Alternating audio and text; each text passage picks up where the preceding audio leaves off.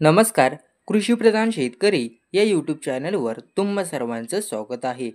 महाराष्ट्रात पावसाचा कहर. कोकण, मराठवाडा आणि विदर्भात हवामान विभागाचा इशारा. मित्रांनो, राज्यातील काही भागांमध्ये पावसाचा इशारा हवामान खात्याने देण्यात आलाय. तर या संदर्भात संपूर्ण माहिती जाणून घेण्यासाठी आपल्या चॅनलला सबस्क्राईब करा. भारतीय हवामान विभागाने राज्यातील नागरिकांसाठी मोठा इशारा जारी केला आहे. पुढील काही दिवस राज्यभर पावसाचे ढग असल्याचं स्पष्ट केलं आहे. विशेषतः पुणे शहरासह जिल्हा आणि घाट भागात जोरदार पावसाची शक्यता वर्तवण्यात गेली असून पुणे वेधशाळेने येलो अलर्ट जारी केला आहे. आज वादळी वाऱ्यासह पाऊस पडण्याची शक्यता आहे. हवामान विभागानुसार मुंबईसह उपनगरासाठी 48 तासांचा येलो अलर्ट जारी करण्यात आला. कमी दाब प्रणालीमुळे राज्यात पावसाला अनुकूल वातावरण तयार झाले आहे.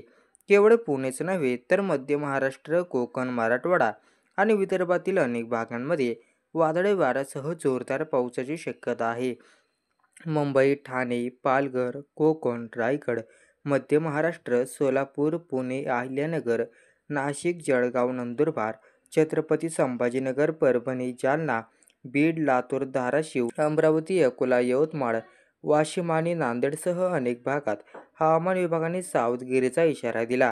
अरबी समुद्र आणि बंगालच्या उपसागरात निर्माण झालेल्या कमी दाबाच्या क्षेत्रामुळे पुढील आठवड्यापर्यंत हवामान परिस्थिती अस्थिर राहणार आहे.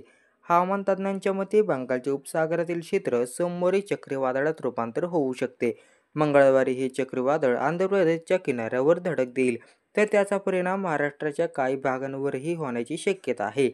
अरबी समुद्रातील कमी दाबाचे क्षेत्र मुंबईपासून सुमारे 450 किमी दूर आहे. भविष्यात या क्षेत्राचे तीव्र दाबाच्या क्षेत्रात रूपांतर होण्याची शक्यता आहे आणि त्यामुळे उत्तर कोकण व दक्षिण गुजरातच्या मधल्या भागात बुधवारी पाऊस पडण्याची शक्यता आहे. यामुळे संपूर्ण कोकण किनारपट्टीवर बुधवार ते गुरुवारपर्यंत पावसाचा इशारा दिला गेला आहे. व्हिडिओ महत्त्वपूर्ण वाटला असेल तर तुमच्या मित्रांना व्हिडिओ शेअर करा. धन्यवाद.